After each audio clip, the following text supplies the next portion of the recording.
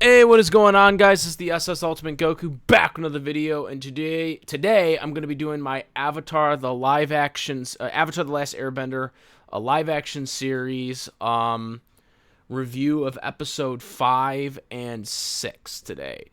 Um and yeah, once again, these episodes for the majority of the part are doing a lot of changes, and they're doing a lot of fusing together. I'm not a really big fan of this whole fusing episodes together. I know Netflix's count is 8, but I would have much rather seen them do 2 seasons of season 1, because it seems like a lot of things that they could have adopted are not being adopted and or just being crunched together. We seen this with Jet and the Tails, who were just their episodes were combined into one thing. Um, so um, yeah, just I'm not a fan of this, and this is kind of where it goes in for these next 2 episodes.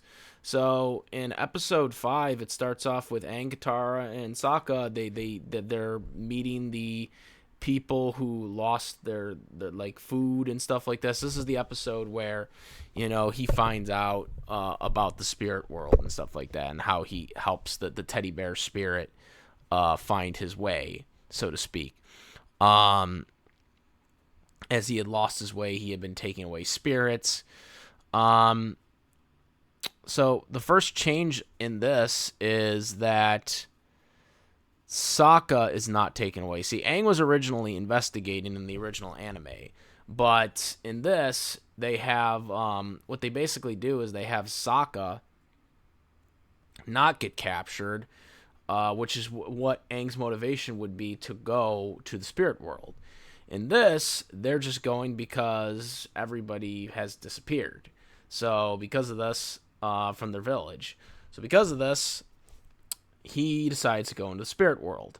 However, when he goes to the spirit world, Katara and Sokka go to the spirit world with him, despite not doing anything to get there, and just were waiting for him to go into the spirit world. They both go in the spirit world with Aang. And this was quite it was no explanation for it. I don't really understood why they did this. I guess the reason why they did it is stuff that comes up later in the next episode. But again, a lot of things, and they did this also with the Tunnel of Love too, where they kind of tried to avoid the heroes being together. I know that they did it for the Tunnel of Love because they're trying to, I guess, ignore the Aang Katara ship for the time being right now. I do think they're still going to do it because, again, that is the end game. Because if they're going to do a Legends of Korra live action series, you have to kind of, it's essential that they're together, because obviously they have kids and whatnot later on in Legends of Korra. So I do think they will get together, but obviously they're being very conservative and subtle with it for obvious reasons, because this is live action. But here, this was particularly interesting, because this was not something where it was like, oh, they're trying to ignore the ship at the moment. But this was just kind of a character plot choice by the writer. So Katara and Aang and Sokka, they're all they're in there. They're in the spirit world. They're trying to investigate. So, and this is where I didn't like it, and that was the Owl of Knowledge was the first person they ran into. I did not like this because the owl is not supposed to appear until season 2. He's supposed to have the library and whatnot. And I don't like this because this doesn't mean he's not going to be in the library. That is when they meet the owl. Is in the library. So does that mean they're not going to meet him in the library now that they already know about the Owl of Knowledge? Aang is able to see the owl. Katara and Sokka are able to see the owl, but they cannot understand him. Like, they can't hear him talking to Aang. Aang can understand him because he's the bridge between two worlds, so he can see the owl. I did not like this change. I really hated this change. Again, I think it should have been saved for later. So yeah, I was not a big fan of this decision. They go in, they end up getting split up in the spirit world. Sokka meets a talking wolf. And I'm not sure who the wolf is, or the fox. I'm sorry, the fox. I'm not sure who the fox is, but I have a sneaking suspicion that the fox is Yue, just based on the way they're going with this. I don't know that for sure because we still haven't gotten to the final 2 episodes yet. But I have a sneaking suspicion. The way this series has gone, it just feels like that's something that they're doing, which I would hate even more. I hope I'm wrong about that. But anyways, so then we see Katara.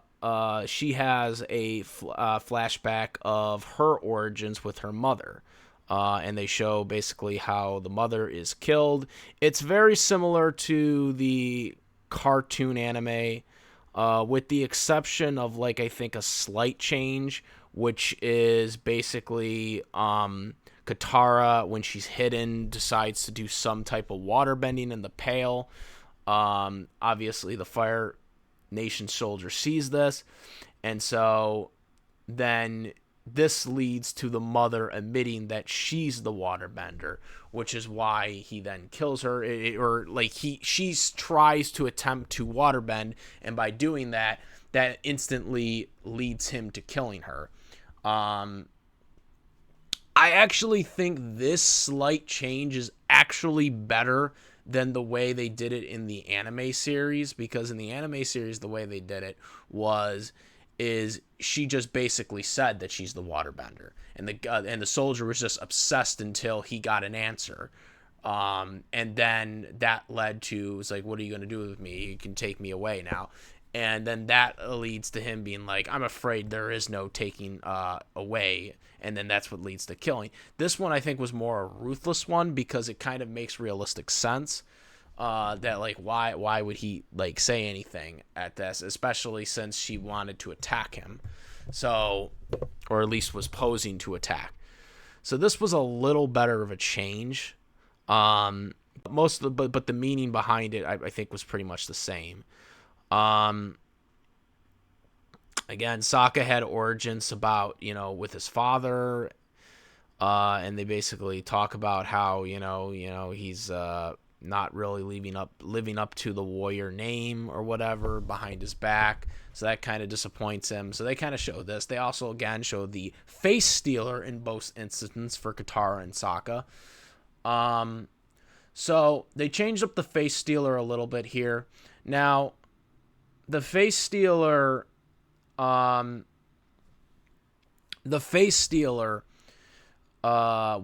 someone who I thought was not really represented that well in the live action series. They kind of make him more of a villain, I guess, in here. And yes, he is technically a villain, but in the anime series, they kind of made him more calmer. At least that's how he was presented in the show. And Aang had to show no emotion, so he won't steal his face. And that was kind of the same thing with his friends and whatnot. However, here it's like, oh, I can just capture his friends, and then over time I can finally take their faces. That's kind of how it works for him here. I didn't really like this change. I didn't think it was needed. I guess they did it for dispense here. You got dispensable stuff which it's whatever, but I just didn't like that choice. I didn't like that choice. Um,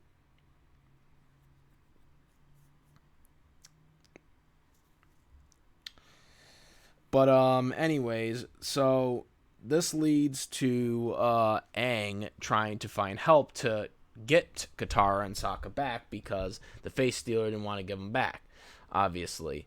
Um, so he actually runs into Monkiatsu, his spirit, and he kind of gives him some wisdom. And he also says that it's not your fault for what happened. Um, so yeah, a little different choices here, but nonetheless, Aang eventually has to get out of the spirit world, and then he realizes that he's got to go visit Roku, Avatar Roku. So he's got to go visit him. In the meantime, while this is all happening,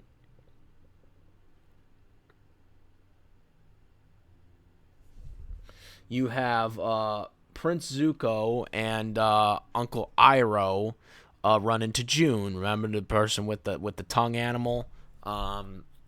Yeah, so she's in this. They changed June a little bit because they kind of did a reverse psychology thing here. So in the anime, June was not interested in Uncle Iroh at all. Uncle Iroh was interested in her.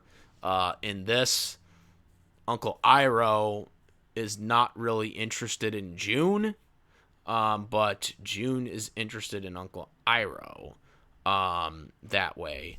I don't know if I like this choice, but it really, I guess, doesn't matter, so to speak. She's not really in the show that much, but I thought it was kind of interesting that they reversed the romance around here. Zuko also was interested in working with her to capture the Avatar, but in this, Uncle Iroh has to tell and convince Zuko to work with June. So that's how it ends up happening there. Another thing in this episode that was a big change. Again, pretty much everything's changed when it comes to Prince Azula in season 1, since she wasn't really in season 1 in the anime. But something that they did here, and this is something that they kind of really changed in this live action series, is that basically, so Prince Zuko is still the rightful heir to the throne. He was banished, but he was banished due to other things. He wasn't exiled. He was just banished, but he wasn't exiled from being the prince. He's still the heir to the throne. So he can't go to the Fire Nation or any Fire Nation place until he gets the Avatar, right? He's banished until he gets that, but he's still the heir to the throne, which he isn't in Avatar: The Last Airbender, the cartoon. And this change kind of changes Azula, because Azula already has the, trying to convince Fire Lord Ozai that she should be the heir to the throne. She's trying to show off and whatnot, and it's kind of interesting because in the anime, Fire Lord Ozai is literally favors Azula over Zuko. They show the whole firebending set where Azula's selling and Zuko is not, which they don't show here at all. And you see Azula, she's practicing, even though she's clearly a better firebender than Zuko. She's still trying to prove it and convince her father that she's the better bender.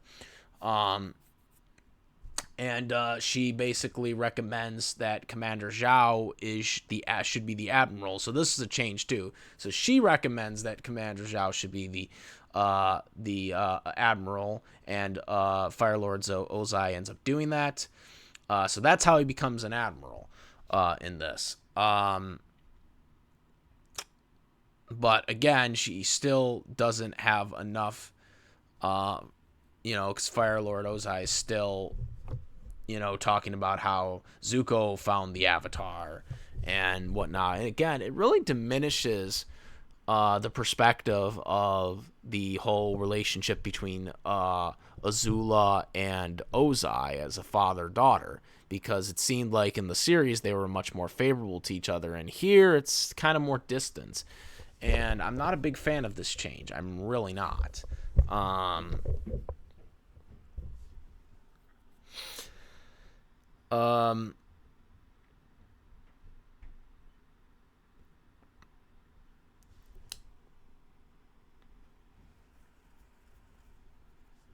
so, yeah. Aang needs to get something to rescue his friend, to rescue Sokka and Katara, and that's kind of how the episode for 5 ends. So we move on to episode 6, and this episode starts off pretty quickly. They go right to the this one had more changes than the last one, and this one was more of um, Roku's Island, Ember Island, or no, I'm sorry, not Ember Island. What the fuck am I saying? That's the private thing, but Roku's Island, which has the sages in it, and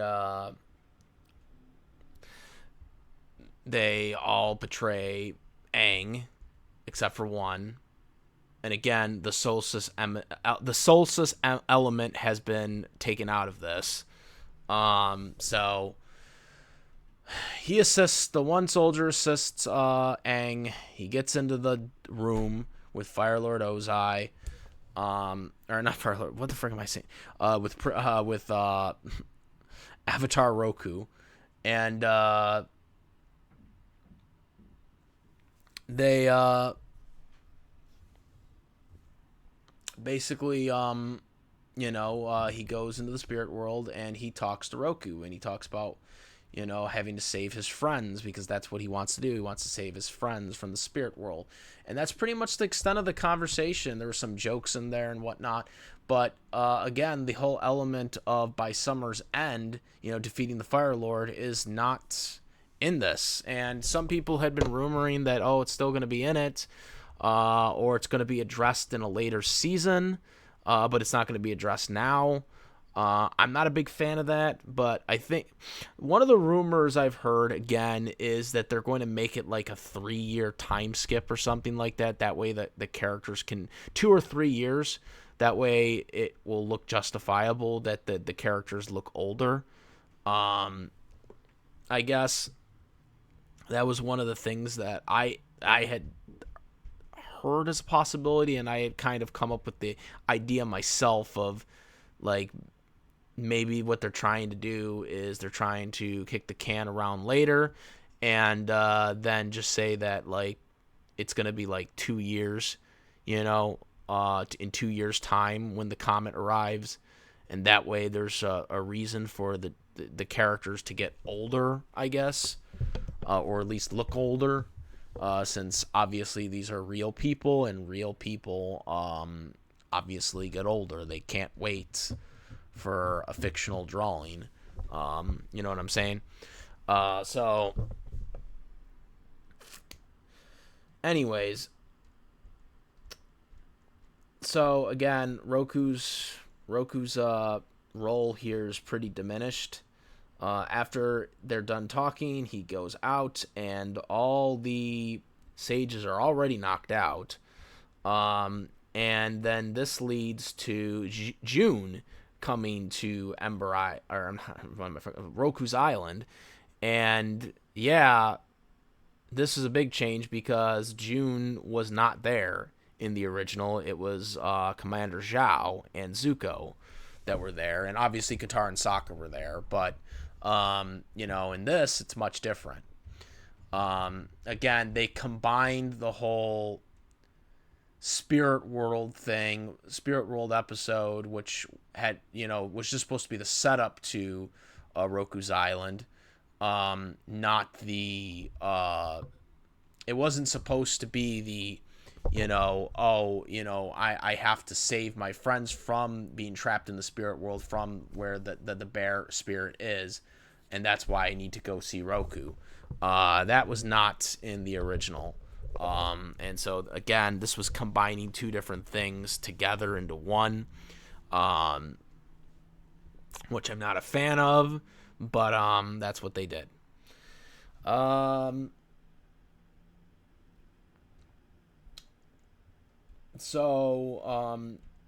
Meanwhile, on Zuko's side of things, he gets the news from one of his guys who is off course, and he's not happy about this.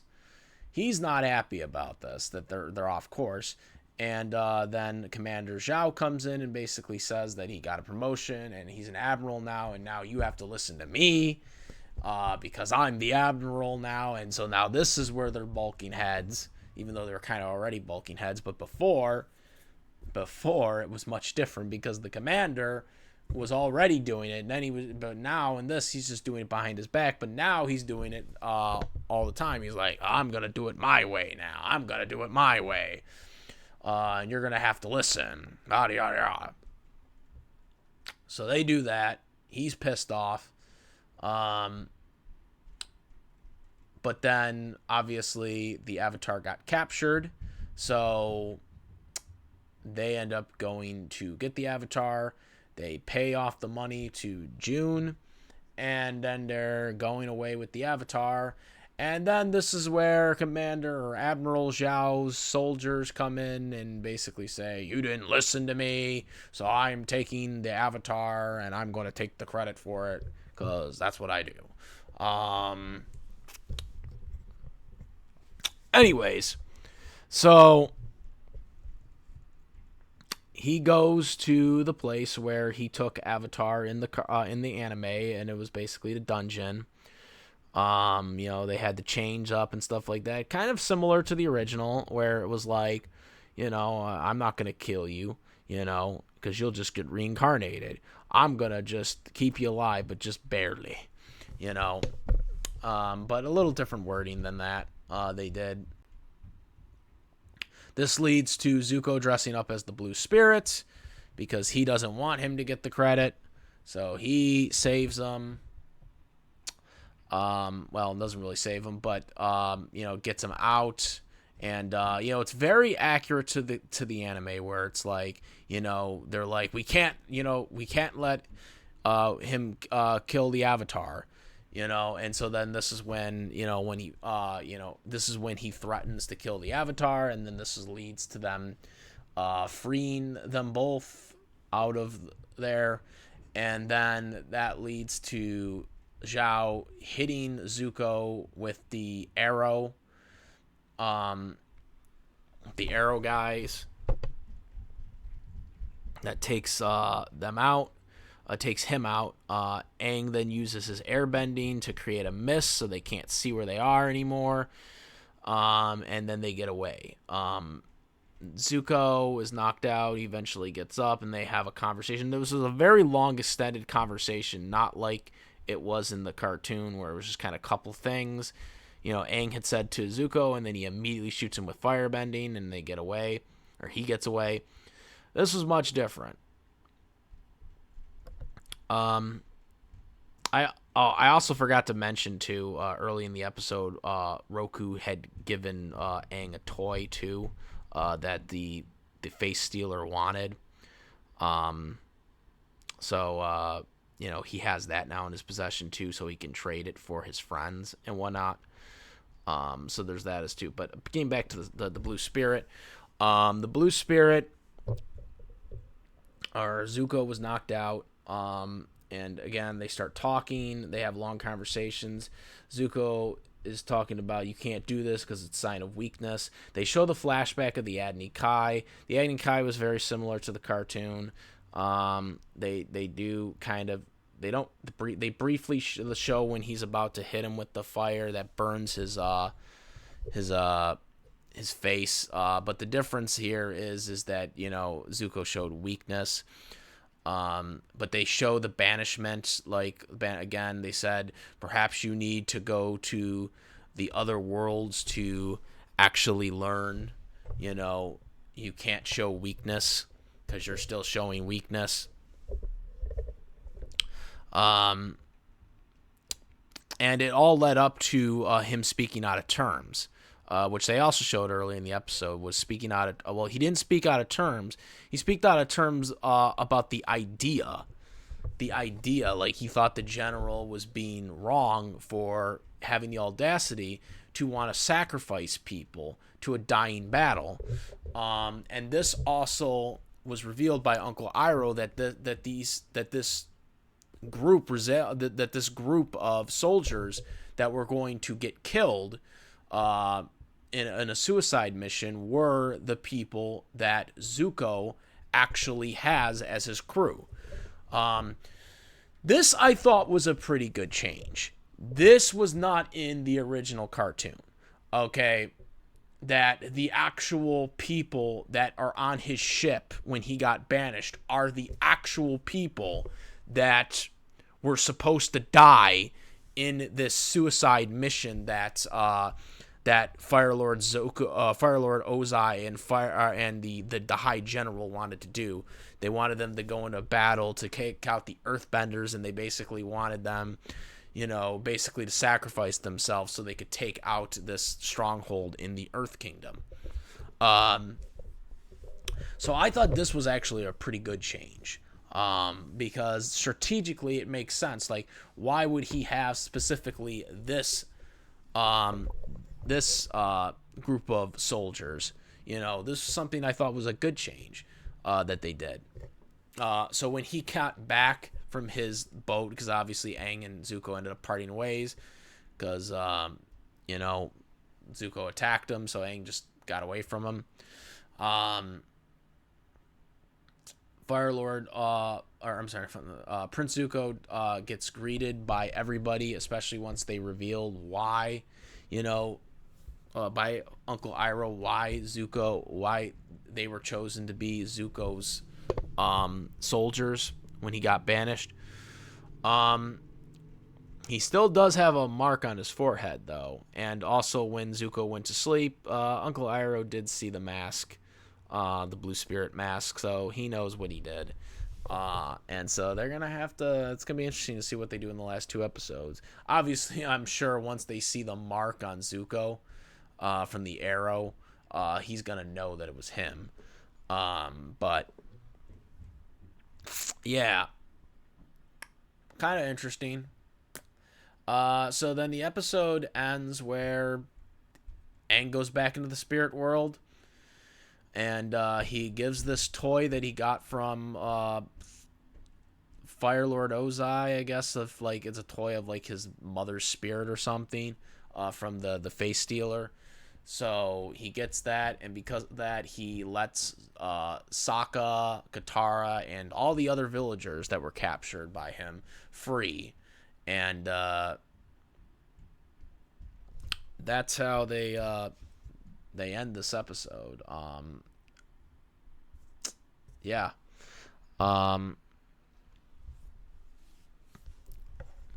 That's how they end the Spirit episode. Again, they combined a lot of things, and I'm not a big fan of them combining stuff. But this seems to be what they're doing.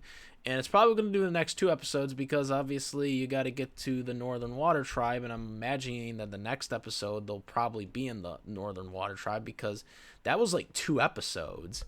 So I would imagine that the next destination is going to be the Northern Water Tribe, and that's probably going to be the full length of the 2 episodes because what else is there left now since they've gone like so far with this?